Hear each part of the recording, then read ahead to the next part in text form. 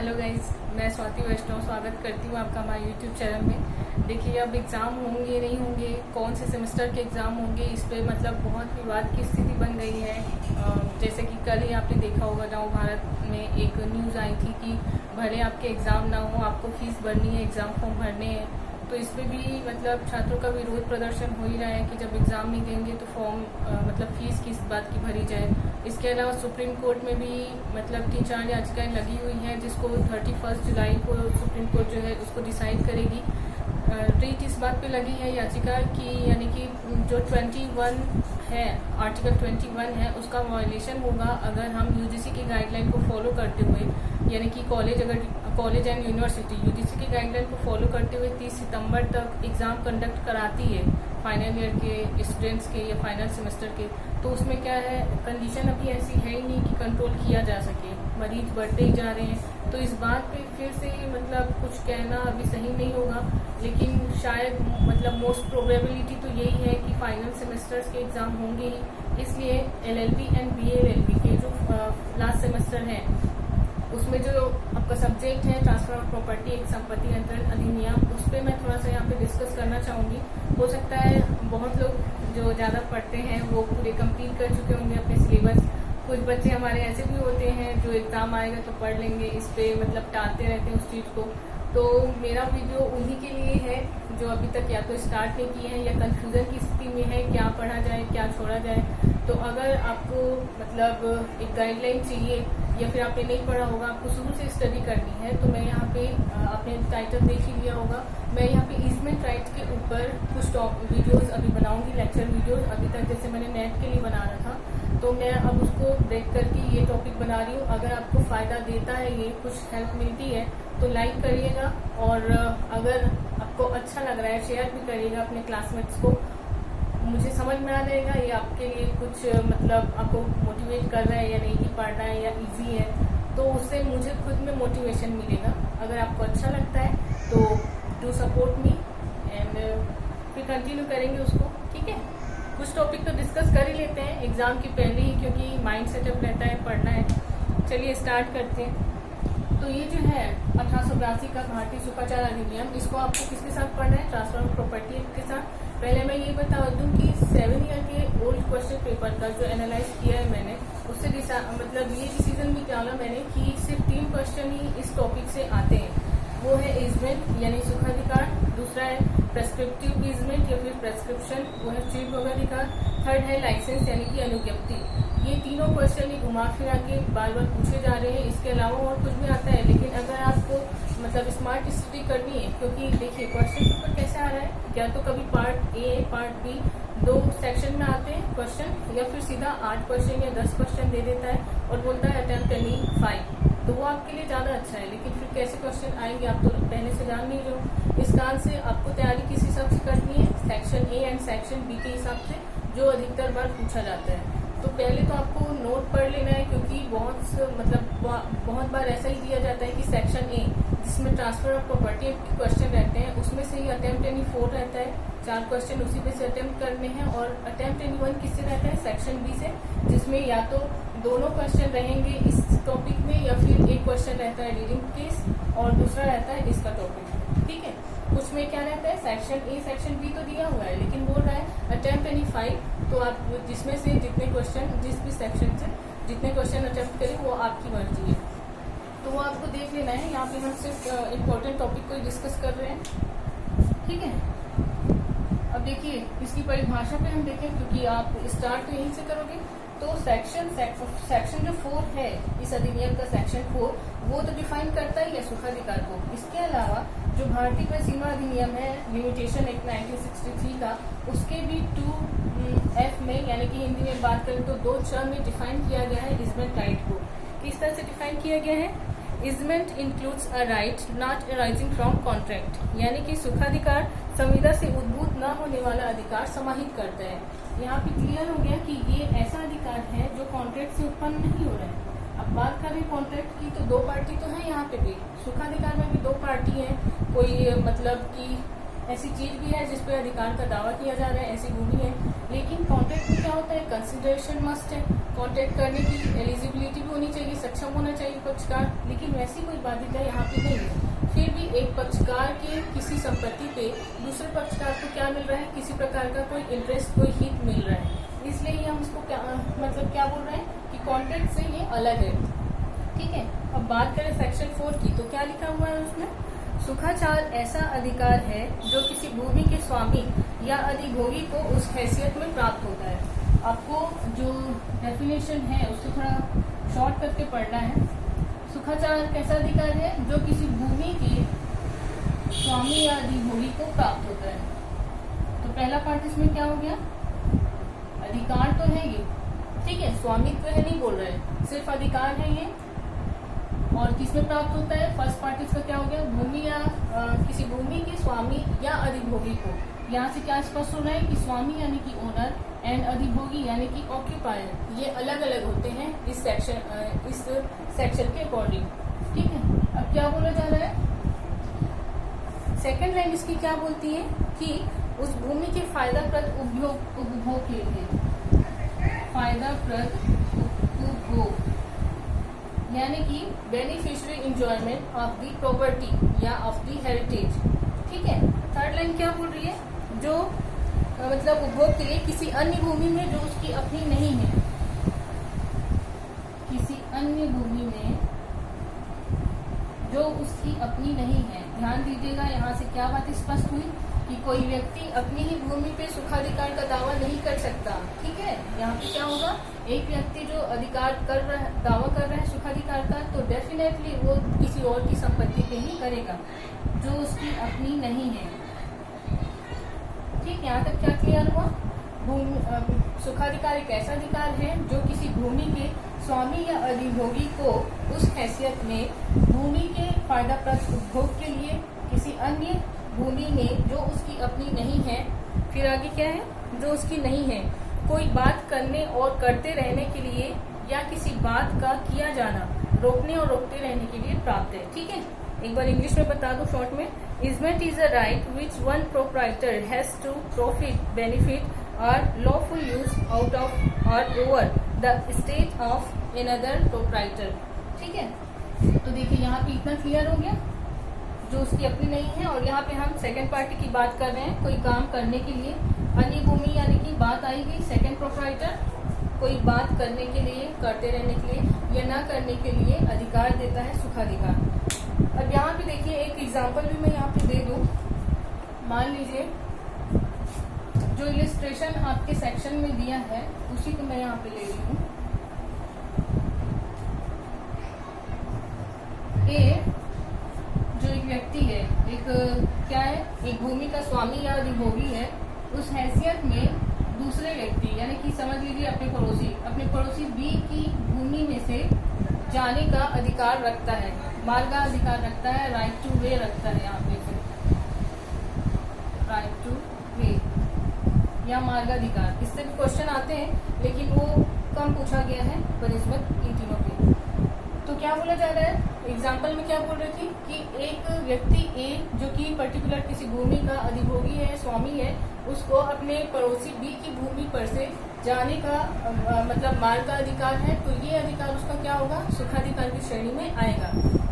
या फिर इसको हम कैसे समझ सकते हैं कि एक व्यक्ति ए जो है बी की भूमि में से होकर जाता है, और किस लिए जाता है, क्योंकि बी की भूमि पर एक झरना है प्राकृतिक रूप से, और उस झरने में से पानी का उपयोग वो करता है अपनी दैनिक दिनचर्या के लिए। तो यहाँ पे ये सारा जो इसका राइट्स है वो क्या होगा, सुखाधिकार की श्रेणी में आएगा। अब हमको ध्यान ये देना है कि सुखाधिकार का दावा उस स्थिति में नहीं किया जा सकता जहाँ पे गवर्नमेंट के राइट्स प्रभावित हो, यानी कि शासन के अधिकार को, शासन को उसके अधिकार से वंचित करके कोई सुखाधिकार का दावा नहीं कर सकता। यानी कि जो जैसे हम बात की अभी स्ट्रीम वगैरह जो है, मतलब प्राकृतिक जो स्रोत है जल के, या फिर सोसाइटी का क्या है, मतलब सामुदायिक चंदे से कोई चीज बनी हुई है जो सबके लिए है, जहाँ पे शासन का प्रत्यक्ष रूप से अधिकार है उसको मॉडिफाइड करने का, उसको यूज करने का, किसी और को पट्टे वगैरह पे देने का, तो ऐसी कंडीशन में कोई एक सिंगल इंडिविजुअल पर्सन जो है अधिकार का दावा नहीं कर सकता। ठीक। अब यहाँ पे देखिए बहुत सारी चीजें समझने के लिए है जो बहुत परेशान करती है आपको, वो क्या होगी, ये अधिभोगी और स्वामी कौन है, अधिष्ठायी संपत्ति, अधिष्ठायी मतलब स्वामी, ये सारी चीजों को आपको समझना पड़ेगा। उसको हम देख लेते हैं। अधिष्ठायी संपत्ति, अधिष्ठायी संपत्ति और अधिष्ठायी स्वामी, ठीक है। क्या बोलते हैं इसको, dominant heritage and dominant owner, dominant heritage and dominant owner. तो ये क्या होता है, देखिए वह भूमि जिसके फायदाप्रद उपभोग के लिए अधिकार विद्यमान है, ठीक है। अधिकार विद्यमान है मतलब कि the land for the beneficial enjoyment, the land for the beneficial enjoyment of which the right is exist, उसको हम क्या बोलेंगे, अधिष्ठायी संपत्ति। और ऐसी अधिष्ठायी संपत्ति जिसकी होती है वो क्या होता है, डोमिनेंट ओनर यानी कि अधिष्ठायी स्वामी, ठीक है। यहाँ पे हम किसको मतलब एक तरीके से मानिए यहाँ पे जो दो पक्षकार हैं, दो भूमियां हैं, उनमें से एक को जैसे नाम से समझ में आ रहा है डोमिनेंट माना जा रहा है, क्योंकि अधिकार का दावा यही करता है और संपत्ति इसी की है जिसको फायदाप्रद उपयोग के लिए, एंजॉयमेंट के लिए उसको किसी और की भूमि पे राइट चाहिए। जैसे मान लीजिए मैंने कोई प्लॉट खरीदा है, बड़ा बनाया घर खरीदा है, मुझे उस घर में गेट तो दिए गए हैं, लेकिन उस गेट से मैं सड़क तक जाने के लिए मेरी खुद की कोई जमीन नहीं है। मुझे ऐसा प्लॉट मिला है जहाँ से मेरे को मतलब किसी और की जमीन से होकर जाना पड़ेगा।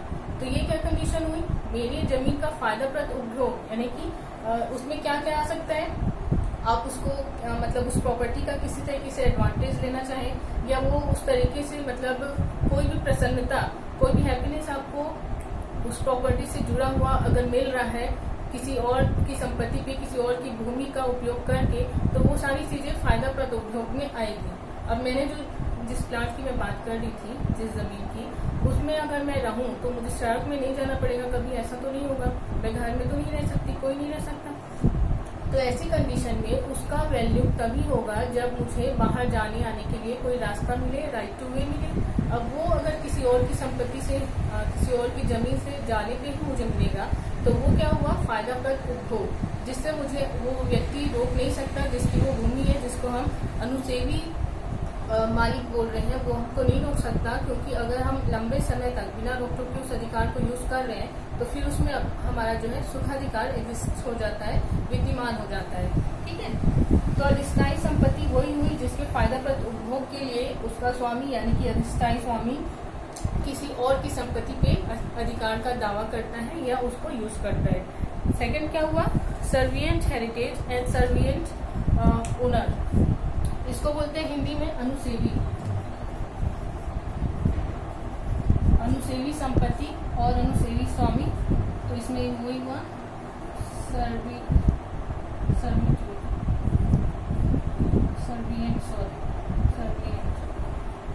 Servient heritage and servient owner. तो समझ में आ रहा है, दो संपत्ति हम शुरू से बात कर रहे हैं, तो ये दूसरी संपत्ति किसकी होगी, उसी की होगी जिसकी जमीन का हम उपयोग कर रहे हैं, जहाँ से हम मतलब मार्गाधिकार का दावा कर रहे हैं। तो वो जो है वो एक सेकेंडरी चीज है, ठीक है। मतलब कहने का कोई ऐसा व्यक्ति जिसकी कोई संपत्ति नहीं है, वो किसी और की संपत्ति पे दावा कर रहा है, उसको हम सुखाधिकार नहीं बोलेंगे। सुखाधिकार का दावा करने के लिए आपको खुद की एक प्रॉपर्टी, एक भूमि, एक लैंड होना ही चाहिए जिसका आप क्या हो, ऑक्यूपायर हो या फिर आप उसके ओनर हो। उसकी फायदाप्रद उपयोग के लिए आपको मस्ट हो जाता है कि आप किसी और की प्रॉपर्टी पे डिपेंड हो जाए, क्योंकि वो अगर आपको राइट नहीं देगा तो फिर वो उस भूमि का जो आपकी खुद की है उसका आप क्या मतलब यूज कर ही नहीं पाओगे।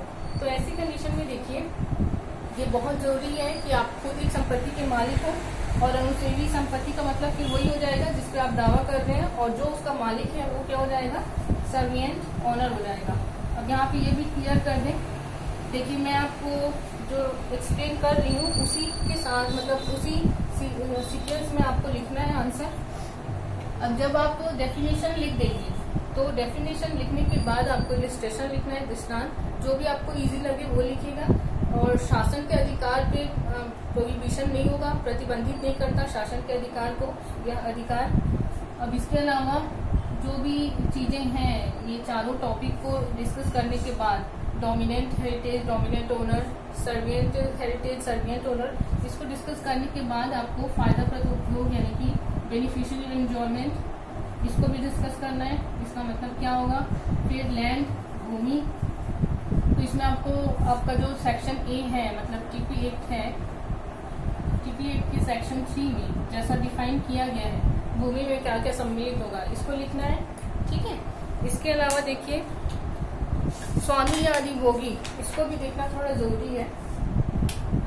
स्वामी या अधिभोगी, ओनर या ऑक्यूपायर, तो देखिए क्या है, स्वामी से सीधा मतलब ओनरशिप ही है, स्वामित्व है उसका प्रत्यक्ष रूप से, मेरे नाम की प्रॉपर्टी है, मैं उसको यूज कर रही हूँ। लेकिन अधिभोगी कौन हुआ, जो स्वामी तो नहीं है लेकिन स्वामी से लाइसेंसी है, ठीक है, स्वामी से लाइसेंसी है, इसका मतलब अगर प्रॉपर्टी मेरे नाम पे है तो मेरे जो फैमिली मेंबर हैं वो उसके ऑक्यूपायर होंगे। अधिभोगी अगर हिंदी में आप इसका मतलब निकालना चाहें तो जो उसका अधिभोग कर रहा है, जो उसका उपभोग कर रहा है, लेकिन असली मालिक वो नहीं है, असली मालिक के अथॉरिटी से, प्राधिकार से वो उस चीज को यूज कर रहा है। अब यहाँ पे ध्यान दीजिएगा, अधिभोगी जो है कई बार ट्रेसपासर भी होते हैं, यानी कि जो अतिचारी होता है। अतिचारी कौन होता है, जो गैर लाइसेंसी है, जिसको अनुमति नहीं है, अनुज्ञप्ति नहीं है मेरी जमीन पे कदम रखने की, लेकिन वो फिर भी आ रहा है, उसको हम ट्रेसपासर बोलते हैं। लेकिन ऐसा ट्रेसपासर जिसको असली मालिक देख रहा है लेकिन फिर भी उसको मना नहीं करता है अपनी संपत्ति पे आने जाने से, उसका उपभोग करने से, तो ऐसी कंडीशन में एक निश्चित समय के बाद ये जो अतिचारी है वो भी माना जाएगा, कौन, ऑक्यूपायर माना जाएगा। और एक समय के बाद अगर स्वामी तब भी उसको नहीं रोकता है तो उस ओनर से ज्यादा अच्छा हक किसको मिलेगा, इस ट्रेसपासर को मिल जाएगा। और ये ट्रेसपासर जो है एक समय के बाद दावा कर सकता है इस ईजमेंट राइट का, ठीक है। तो आज के लिए इतना ही, आपको सेक्शन को पहले मतलब कम्प्लीटली समझना है, और जो क्वेश्चन है उसमें मतलब जो 3 टॉपिक मैंने बताए थे, सुखाधिकार, अनुज्ञप्ति, चिरभोगाधिकार, इन तीनों से क्वेश्चन आते हैं। तो अगर आपको रिस्क लेना है कि आप इससे सिर्फ 3 क्वेश्चन ही पढ़ें, बाकी चीजों को छोड़ दें, तो आपको कंप्लीट स्टडी करनी पड़ेगी इसकी, जैसे कि what is easement, what is prescriptive easement, what is licence, इसके बाद फिर मतलब when it can be claimed, मतलब इस अधिकार का दावा कब किया जा सकता है, how many kinds of easement right, सुखाधिकार कितने प्रकार के होते हैं, when it can be suspended, मतलब वो निलंबित कब होता है, उसकी समाप्ति कब होती है, चिरभोगाधिकार मतलब वो कौन से अधिकार हैं जो चिरभोगाधिकार से मतलब अर्जित नहीं किए जा सकते। तो ये सारी चीजें आपको पढ़नी पड़ेगी। अनुज्ञप्ति की शर्तें क्या है, अनुज्ञप्ति कब निरस्त की जाती है या कब वो किसी और को ट्रांसफर की जा सकती है, ठीक है। अगर मेरे बताए हुए क्वेश्चन आपको पढ़ना है तो उसकी कंप्लीट स्टडी करनी पड़ेगी। ये जो है मतलब इजी वे में समझाने की मैंने कोशिश की है, शायद उम्मीद है कि आपको समझ में आ गया होगा। Thank you.